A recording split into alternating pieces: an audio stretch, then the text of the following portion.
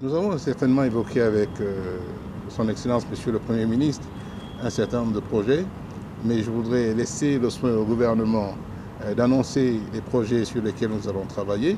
Mais je peux déjà vous dire que c'est des projets qui sont dans les secteurs de l'énergie. Vous voyez que le ministre de l'Énergie est là, et également des infrastructures de transport. Alors, comme vous savez, selon les instructions de son Excellence, Monsieur le Président de la République, qui sont également relayées par son Excellence, Monsieur le Premier ministre, il faut aller le plus vite possible.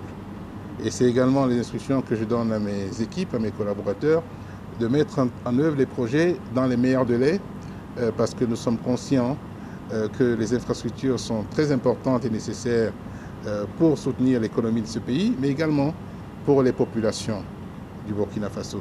Donc nous allons essayer d'aller le plus vite possible.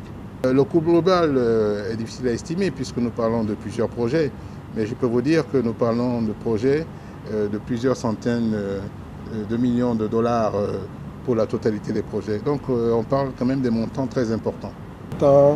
On a évoqué la construction d'une centrale thermique de 100 MW thermique Ouaga S. Le terrain qui est déjà acquis, vous le savez. Parlons donc d'ici de l'université Ouaga 2. Pour cette centrale thermique, au départ, 6 entreprises avaient été préqualifiées. Ensuite, on arriva à qualifier 3 autres entreprises. Les négociations ont lieu la semaine dernière pour pouvoir retenir l'entreprise adjudicataire. Et maintenant, une fois que l'entreprise adjudicataire est connue, la question maintenant du financement doit être mise sur la table. Et pour cela, il faut des sponsors et des prêteurs.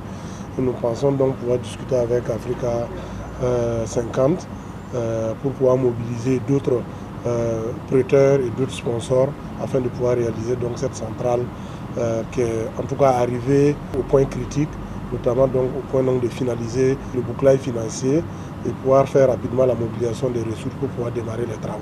Et ça, je crois que dans les mois à venir, ce n'est pas plusieurs mois, vous verrez donc qu'on va annoncer donc le démarrage des travaux de cette centrale de 100 MW thermique.